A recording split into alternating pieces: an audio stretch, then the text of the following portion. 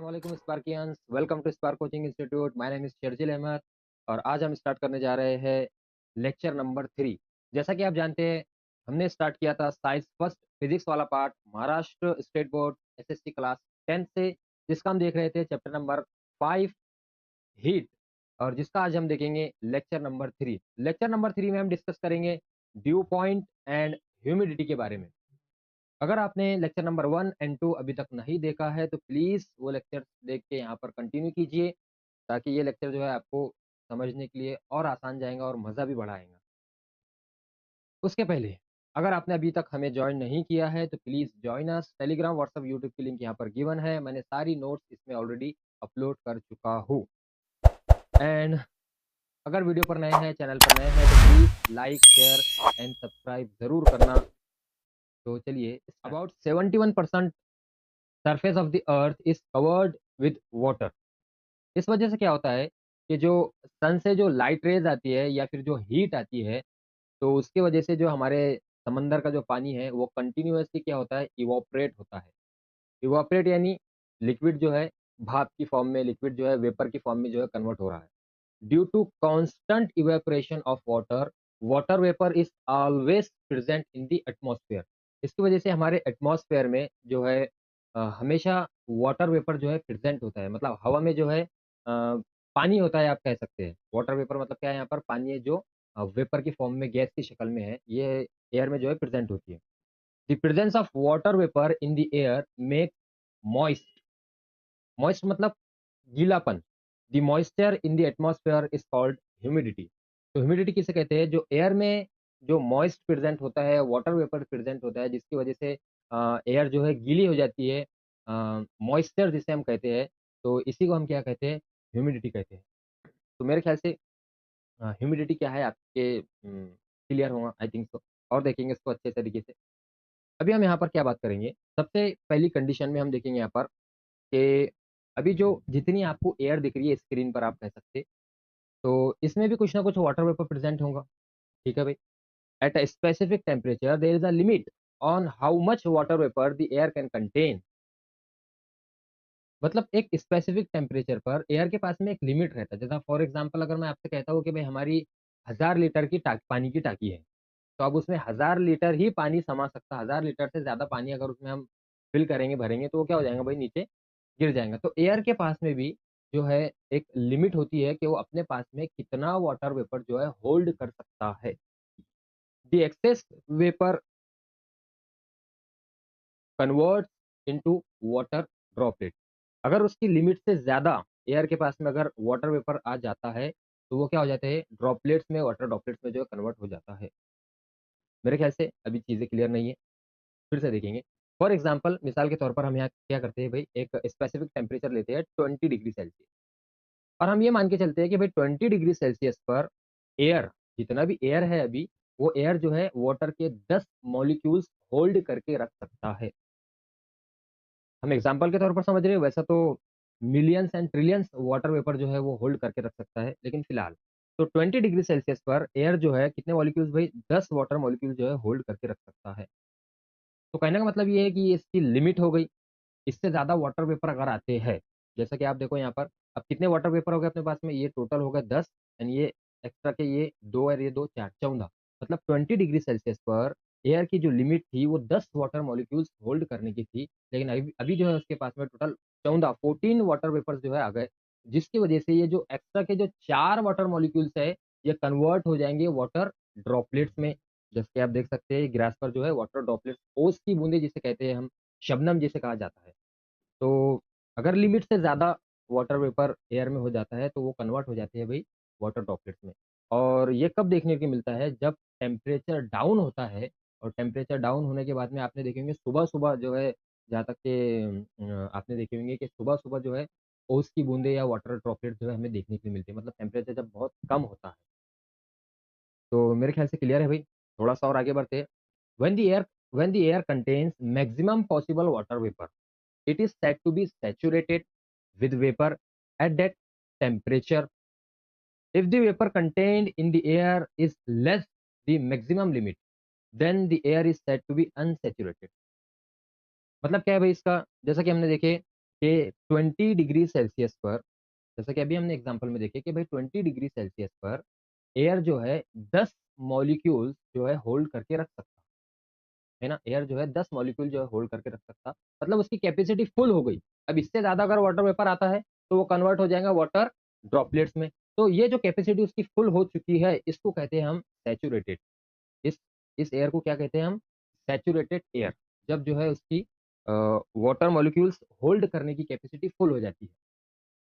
And unsaturated air आप किसे कहेंगे भाई? सीधी सी बात है कि अगर उसके पास में कैपेसिटी से कम वाटर मॉलिक्यूल प्रेजेंट है तो उस एयर को हम क्या कहेंगे? Unsaturated air. जैसे फॉर एग्जांपल मिसाल से समझते हैं कि अगर 20 डिग्री सेल्सियस पर 10 मॉलिक्यूल्स होल्ड करने की कैपेसिटी थी, लेकिन अभी 20 डिग्री सेल्सियस पर एयर के पास में 6 ही मॉलिक्यूल्स है। एयर के पास में जो है 6 ही मॉलिक्यूल्स है, तो इस टाइम हम एयर को क्या कहेंगे भाई? Unsaturated air. I hope so clear है सैचुरेटेड एयर क्या है एंड अनसैचुरेटेड एयर क्या है। Suppose unsaturated air at a certain temperature is taken and its temperature is decreased. A temperature is reached at which the air becomes saturated with vapor. This temperature is called the dew point temperature. नहीं समझा भाई कुछ? समझते हैं। For example अभी जो है हमारा आप देख सकते हैं टेम्परेचर कितना है भाई? 40 डिग्री सेल्सियस जो है अभी टेम्परेचर है, बराबर है। अब टेम्परेचर जितना ज़्यादा बढ़ता है तो एयर के पास में वाटर वेपर होल्ड करने की कैपेसिटी भी बेटा बढ़ती है, बराबर है। तो अगर हम अभी 40 डिग्री सेल्सियस की बात करते हैं और आप ये मान के चलो कि 40 डिग्री सेल्सियस पर अभी हमारे पास में जो है 10 मॉलिक्यूल्स है एयर के पास में, सॉरी, एयर के पास में जो है 10 मॉलिक्यूल्स है। और हम जानते हैं कि 10 मॉलिक्यूल्स, ये जो लिमिट है बेटा, ये 20 डिग्री सेल्सियस पर जो है 10 मॉलिक्यूल होल्ड करके रख सकता। लेकिन अभी टेम्परेचर कैसा है?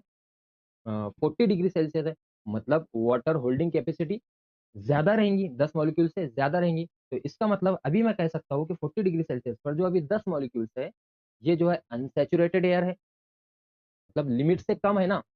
40 डिग्री जैसा टेम्परेचर बढ़ता है तो वाटर वेपर होल्डिंग कैपेसिटी भी बढ़ती है। तो अभी लिमिट से कम है। तो अब धीरे-धीरे जो है शाम का समय आएगा, है ना भाई? और टेम्परेचर जो है ड्रॉप होगा और जैसे ही टेम्परेचर ड्रॉप होता है, जैसा 40 डिग्री सेल्सियस से temperature for example 20 degree Celsius पर आ गया। तो अब जो अनसैचुरेटेड एयर थी हमारे पास एट 40 डिग्री सेल्सियस, अब टेम्परेचर अगर ड्रॉप होता है टाइम के साथ, तो उस केस में वो अनसैचुरेटेड एयर जो है कन्वर्ट हो गई बेटा अपने पास में सैचुरेटेड एयर में, है ना भाई? टेम्परेचर 20 डिग्री सेल्सियस आ गया और उसके पास तो 10 मॉलिक्यूल्स जो है ऑलरेडी थे। बात समझ में आ रही? टेम्परेचर जो है ड्रॉप होके 20 डिग्री सेल्सियस पर आ गया और 10 मॉलिक्यूल्स उसके पास ऑलरेडी थे। इसका मतलब 20 डिग्री सेल्सियस पर उसके पास में वाटर होल्डिंग कैपेसिटी अब 10 मॉलिक्यूल्स की है। मतलब हम कह सकते हैं कि अनसैचुरेटेड एयर कन्वर्ट हो चुकी है सैचुरेटेड एयर में, बराबर है भाई? अब अगर इसके बाद जहाँ पर वाटर होल्डिंग कैपेसिटी एयर की फुल हो चुकी एट अ स्पेसिफिक टेम्परेचर, तो अगर अब टेम्परेचर ड्रॉप होता है अपने केस में कि अगर 20 डिग्री सेल्सियस से अगर टेम्परेचर ड्रॉप होता है तो वहां से स्टार्ट हो जाएंगे बेटा ड्यू फॉर्मेशन। मतलब जो है अब वाटर जो है वाटर वेपर जो है कन्वर्ट हो जाएगा वाटर ड्रॉपलेट्स में, क्योंकि अगर टेम्परेचर ड्रॉप होता है, समझो भाई इस बात को। अब जैसा 20 डिग्री सेल्सियस पर 10 मॉलिक्यूल और टेम्परेचर अब अगर 20 और वाटर होल्डिंग कैपेसिटी फुल है। अब अगर टेम्परेचर 20 डिग्री से नीचे आता है, फॉर एग्जांपल 10 डिग्री सेल्सियस पर अगर आता है, ठीक है, हम मिसाल के तौर पर मान के चलते हैं 10 डिग्री सेल्सियस पर आता है, तो अब 10 डिग्री सेल्सियस पर वाटर होल्डिंग कैपेसिटी बेटा 10 मॉलिक्यूल्स के बजाय कम होंगी, क्योंकि टेम्परेचर जो है अगर कम होता है तो वाटर होल्डिंग कैपेसिटी भी कम हो जाती है। तो यहाँ पर फॉर एग्जांपल ये वाटर मॉलिक्यूल जो है 10 डिग्री सेल्सियस पर पा वो एयर जो है, सॉरी, 10 डिग्री सेल्सियस पर 5 मॉलिक्यूल्स जो है होल्ड कर सकता। तो अभी एयर के पास में तो पहले कितने मॉलिक्यूल्स थे भाई? 10 मॉलिक्यूल्स थे 20 डिग्री सेल्सियस पर। टेम्परेचर ड्रॉप हुआ, 10 डिग्री सेल्सियस पर आया, तो वो 10 मॉलिक्यूल्स अब जो है उसके पास में लिमिट से ज़्यादा मॉलिक्यूल्स हो गए। कितने? 5 मॉलिक्यूल्स जो है लिमिट से ज़्यादा हो गए। तो अब जैसे टेम्परेचर ड्रॉप होता है 10 डिग्री सेल्सियस पर आता है, जो एक्स्ट्रा के जो 5 मॉलिक्यूल्स है इसमें के, एक्स्ट्रा के 5 मॉलिक्यूल्स कन्वर्ट हो जाएँगे वाटर ड्रॉपलेट्स में। अरे यस सर नो, बात क्लियर है नहीं है? तो एक्स्ट्रा के जो 5 मॉलिक्यूल है वो बेटा कन्वर्ट हो जाएँगे वाटर ड्रॉपलेट में। तो इसीलिए जब एयर अनसैचुरेटेड होती है एंड टेम्परेचर डिक्रीज़ होके जब एयर सैचुरेटेड बनती है विद वेपर, तो वहाँ से भई जो है ड्यू फॉर्मेशन स्टार्ट हो जाता है। जिसको हम कहते हैं ड्यू पॉइंट टेम्परेचर। मतलब एयर जब सैचुरेटेड पॉइंट पर सैचुरेटेड एयर जब हो जाती है, तो वहाँ पर जो बेटा उस पॉइंट को हम कहते हैं ड्यू पॉइंट टेम्परेचर। मेरे ख्याल से अच्छे तरीके से ये चीज़ क्लियर होंगी। आगे बढ़ते हैं। अभी तो हम बात कर रहे थे भई 20 डिग्री सेल्सियस पर 10 वाटर मॉलिक्यूल्स होल्डिंग कैपेसिटी है। लेकिन अब एक्चुअल की अगर हम बात करते हैं, एक्चुअल में अगर हम देखते हैं कि भई एयर जो है कितना वाटर मॉलिक्यूल्स होल्ड करके रख सकता है, तो 40 डिग्री सेल्सियस पर बेटा 49 ग्राम्स पर kilogram of dry air. 40 degree Celsius पर एयर कितना 49 ग्राम पर KG of dry air. 1 KG dry air 40 degree Celsius पर 49 ग्राम अ, वाटर मॉलिक्यूल्स होल्ड कर सकता है। इसी तरीके से अगर हम 20 डिग्री सेल्सियस की बात करते हैं, तो 20 डिग्री सेल्सियस पर 1 KG dry air 14.7 gram water molecules hold करके रख सकता है। तो ऑब्जेक्टिव में ये चीज़ आ सकती है बेटा, इसे जो है याद रखना है। तो टॉपिक को आगे बढ़ाते हैं और हम बात करते हैं थोड़ा-सा ह्यूमिडिटी के बारे में। जैसा कि हम आप देख सकते हैं कि हमने यहाँ पर लिए एक क्यूब डब्बा और इसका वॉल्यूम कितना है बेटा 1 मीटर क्यूब। 1 मीटर क्यूब इसका वॉल्यूम है। वॉल्यूम बोले तो क्या होता है? अगर हम क्यूब की बात करते हैं तो ये हो गया इसका लेंथ एंड ये हो गया इसका ब्रेथ चौड़ाई एंड ये हो गया इसकी हाइट। अब क्यूब है तो इसलिए ये भी 1 मीटर का होगा, लेंथ भी 1 मीटर की, ब्रेथ भी 1 मीटर की एंड हाइट भी इसकी क्या हो गई बेटा 1 मीटर की। तो वॉल्यूम क्या होता है क्यूब का? Volume of cube is equal to length into breadth into height. तो ये हो गया बेटा 1 इंटू 1 इंटू 1 एंड ये हो गया 1 मीटर क्यूब। तो वॉल्यूम क्या है भाई समझ में आया? तो मैथमेटिक्स वाले स्टूडेंट को कोई मसला ही नहीं है, ठीक है। तो वॉल्यूम जो है इसका कितना है भई? अभी इस क्यूब का वॉल्यूम हमने लिए 1 मीटर क्यूब और इसमें जो है हम बात करेंगे कुछ वाटर मॉलिक्यूल्स की, वाटर वेपर्स की। तो मास ऑफ वाटर वेपर जो प्रेज़ेंट है इसमें कितना है 80 ग्राम। 1 मीटर क्यूब में कितना मास ऑफ वाटर वेपर है भई? 80 ग्राम वाटर वेपर है। तो हम इसे इस तरीके से बोल सकते हैं कि 80 ग्राम पर मीटर क्यूब और इसी को कहा जाता है एब्सोल्यूट ह्यूमिडिटी। देखो भाई 80 ग्राम इसकी होल्डिंग कैपेसिटी नहीं है या फिर 80 ग्राम इसकी बॉक्स की कैपेसिटी नहीं है कि इसमें 80 ग्राम 80 ग्राम की कैपेसिटी है। कितना भी हो सकता है, जैसा फॉर एग्ज़ाम्पल 60 ग्राम पर मीटर क्यूब भी हो सकता या फिर 70 ग्राम पर मीटर क्यूब भी हो सकता। ये क्या बता रहा है अपने को कि भाई उस डब्बे में कितना वाटर वेपर प्रेज़ेंट है, दैट्स इट। उस डब्बे में जो है एक स्पेसिफिक वॉल्यूम में कितना वाटर वेपर अभी प्रेज़ेंट है, उसको हम क्या कहते हैं एब्सोल्यूट ह्यूमिडिटी। उसे कहा क्या क्या कहा जाता है एब्सोल्यूट ह्यूमिडिटी। तो अपने हम प्रैक्टिकली अगर बात करेंगे तो एयर की हम वहाँ पर बात करेंगे कि भाई एयर में कितना वाटर वेपर जो है प्रेज़ेंट है, उसे क्या कहा जाता है एब्सोल्यूट ह्यूमिडिटी। और आप देख सकते हैं कि ये फ़ॉर्मूला किसका बन रहा है? आप देखो ये फ़ॉर्मूला जो है डेंसिटी का बन रहा है। ये density it is equal to होता density it is equal to क्या होता है भाई? Mass upon volume. मास यहाँ पर काय में मेज़र किया गया है ग्राम में और वॉल्यूम किस में लिया गया है मीटर क्यूब, है ना? Mass by volume. तो ये डेंसिटी है एक्चुअल में ये क्या है? ये डेंसिटी है वाटर वेपर का कितना डेंस है। एंड रिलेटिव ह्यूमिडिटी की अगर हम बात करते हैं, अगेन अपने पास में वही डब्बा है और कितना है इसका वॉल्यूम भाई 1 मीटर क्यूब। उस डब्बे का वॉल्यूम कितना है 1 metre cube. Mass of water vapour उसमें प्रेज़ेंट है फॉर एग्ज़ाम्पल 80 ग्राम, ठीक है? And mass of water vapour needed to saturate the air that is 100 gram. देखो भाई, अभी हम रिलेटिव ह्यूमिडिटी से यहाँ पर जो है परसेंटेज की बात करते हैं कि भाई उस एयर में कितना परसेंट जो है वाटर वेपर प्रेज़ेंट है। जैसा फॉर एग्ज़ाम्पल हमने यहाँ पर एक बॉक्स लिए एंड उसमें कितना भी मास है, उस बॉक्स में मास है भाई 80 ग्राम और mass of water vapour needed to saturate the air that is 100 gram. मतलब इस बॉक्स की अगर अब हम कैपेसिटी की बात करते हैं। अब हम बात करेंगे कैपेसिटी। इस 1 मीटर क्यूब वॉल्यूम में जो है मास ऑफ वाटर जो है कितना होना चाहिए, उसकी जो कैपेसिटी है वो 100 ग्राम की है। 100 ग्राम मतलब फुल हो जाएगा वो। तो अभी कितना प्रेज़ेंट है उसमें? अभी 80 ग्राम है उसमें। मतलब 20 ग्राम उसमें क्या है? कम है भई। 20 ग्राम उसमें वाटर वेपर जो है कम है।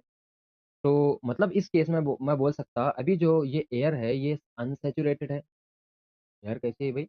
अनसैचुरेटेड एयर है अभी की केस में, और हम उसे क्या बना रहे हैं? सैचुरेट कर रहे हैं, सैचुरेट, और सैचुरेट करने के लिए 20 ग्राम ज़्यादा लग रहा, बराबर है ना भाई?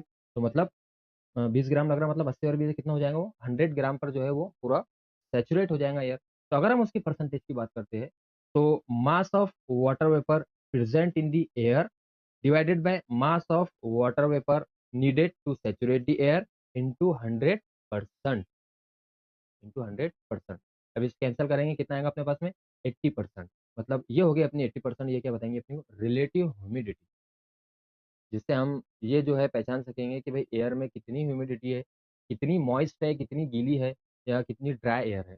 तो जैसा कि आप जानते हैं कि अगर हम विंटर सीज़न की अगर बात करते हैं as compare to summer season, तो समर सीज़न में जो है बहुत ज़्यादा गर्मी होती है हमें, बराबर है? तो उस केस में वहाँ पर ड्राई एयर होती है। या फिर अगर मैं रेनी सीज़न की बात करता हूँ, रेनी सीज़न में आप जानते हैं कि मौसम जो है पूरा नम होता है, नमी होती है, मॉइस्ट होता है, एयर में जो है बहुत ज़्यादा मॉइस्चर प्रेज़ेंट होता है। तो उस केस में थोड़ा-सा चिपचिपापन भी जो है हमें फ़ील होता है। तो वहाँ पर जो है ह्यूमिडिटी बहुत ज़्यादा होती है। ह्यूमिडिटी वहाँ पर बहुत ज़्यादा होती है, और अगर हम समर सीज़न की बात करते हैं, ड्राई एयर होती है, तो वहाँ पर ह्यूमिडिटी बहुत कम होती है। आपने देखे होंगे जब हम विंटर सीज़न में अगर डेज़र्ट कूलर का यूज़ करते हैं, तो कूलर हमें जो है ठंडी एयर फेंकने की बजाय जो है हमें और चिपचिपापन महसूस होता है ना? क्योंकि वो जो एयर जो सक करता है पीछे से, उस एयर में ऑलरेडी जो है वाटर वेपर बहुत ज़्यादा प्रेज़ेंट होता है, और वो उस वाटर वेपर की वजह से रेनी सीज़न में जो है हमें चिपचिपापन जो है महसूस होता है।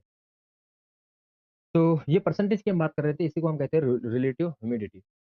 अब ये किस पर डिपेंड करता है? The relative humidity at the due point is 100%। Due point पर रिलेटिव ह्यूमिडिटी कैसी रहेंगी भई? 100%, क्योंकि ड्यू पॉइंट टेम्परेचर कहाँ पर होता है? जहाँ पर एयर सैचुरेट हो जाती है, मतलब एयर के पास में वाटर वेपर होल्ड करने की कैपेसिटी फुल हो जाती है। इसका मतलब वहाँ पर हम बोल सकते हैं रिलेटिव ह्यूमिडिटी वहाँ पर कैसी है भई? 100% है। And if the relative humidity is more than 60%, relative humidity अगर 60% से ज़्यादा होती है, we feel that the air is humid.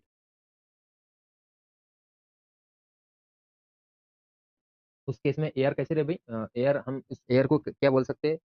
उसकी जो है ह्यूमिडिटी ज़्यादा है, अगर 60% से ज़्यादा उसमें ह्यूमिडिटी होती है, मतलब मॉइस्चर ज़्यादा है, चिपचिपापन वहाँ पर जो है हमें महसूस होता है। रेनी सीज़न में आपने देखेंगे ऐसा देखने को मिलता है। And if the relative humidity is less than 60%, we feel that the air is dry.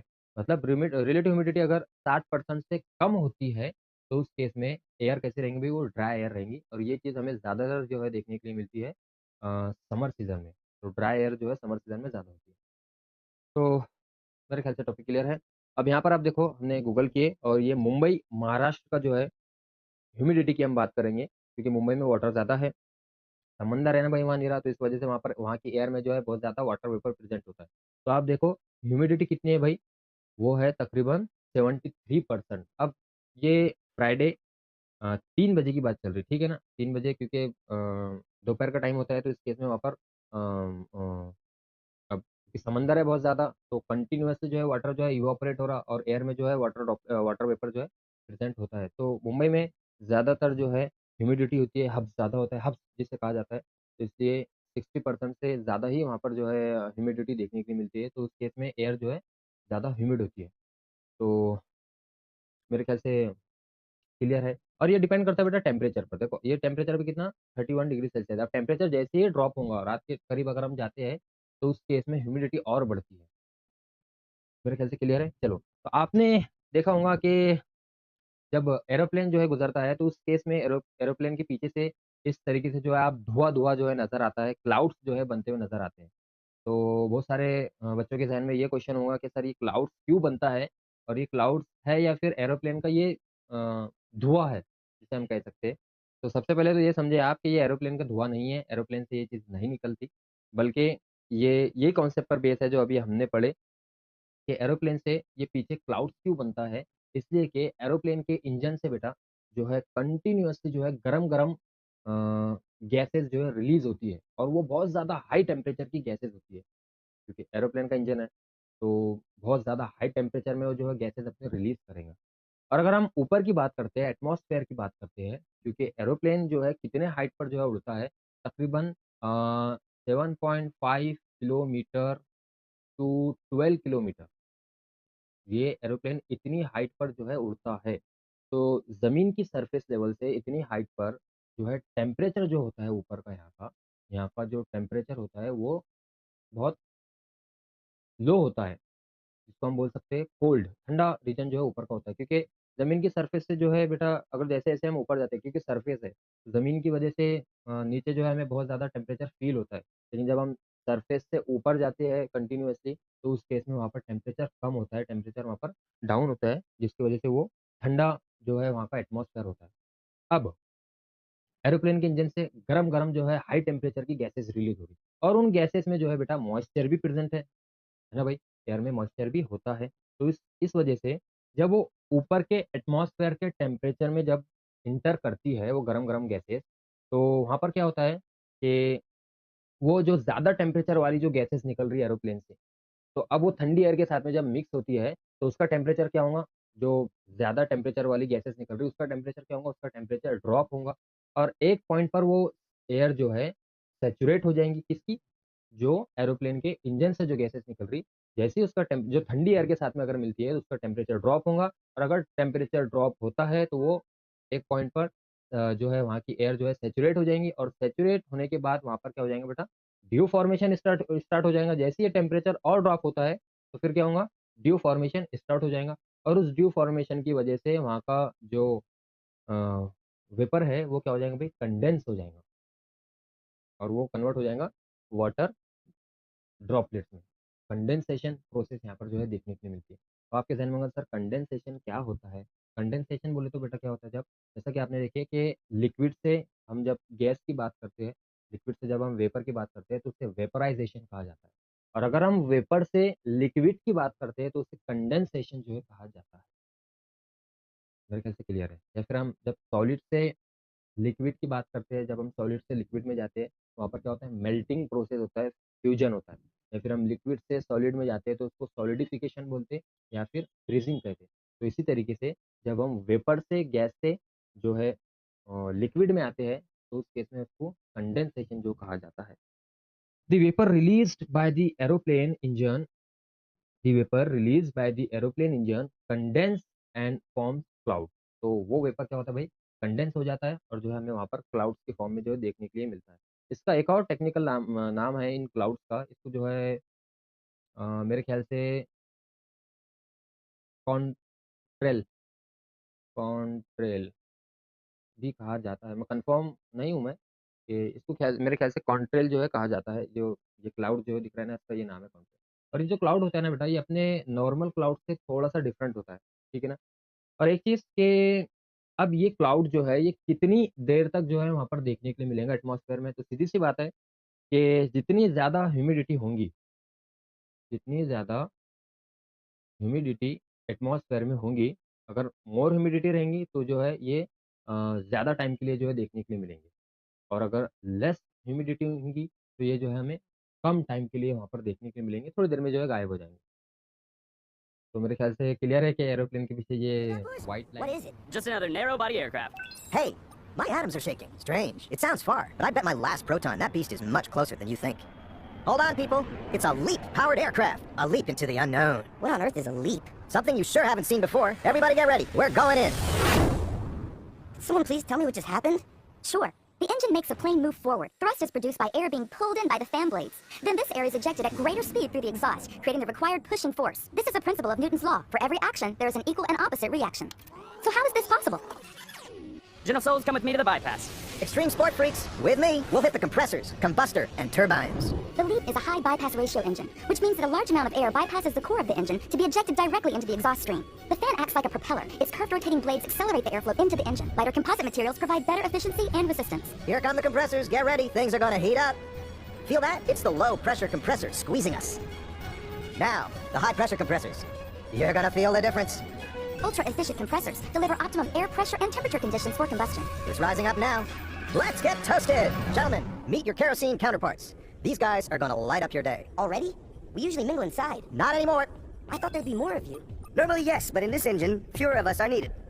This little kerosene particle is right. The LEAP engine burns less fuel than former engines. In addition, the fuel nozzles mix fuel and air before they enter the combustor, creating a homogeneous mixture that minimizes the peak temperature during combustion. This technology significantly reduces emissions. Okay, let's go. The combustion chamber. This is the heart of the engine, where energy is created through combustion of fuel and compressed air. Are you ready? Here comes the final blast. What a boost! Where are we now? Turbines. Let's transfer our energy to them. This is the last extreme stage before we join the soft team. Enjoy. Advanced material and aerodynamics make the turbines much more efficient and durable. The pressure and speed of the hot gases provide the force needed to turn the turbines and its shaft, which in turn drives the compressor and fan. Come on, guys, don't hang around. We alone are responsible for 90% of the thrust from this baby. Here come those adrenaline junkies.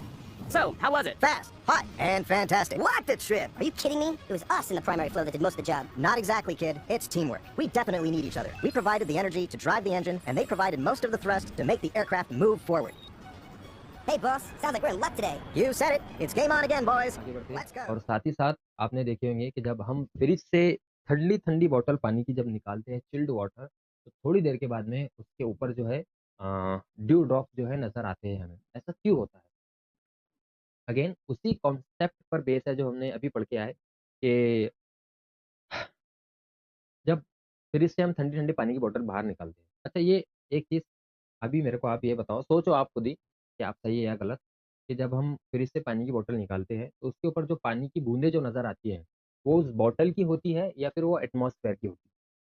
तो आप ज़हन में अपना जो है answer रख सकते हैं।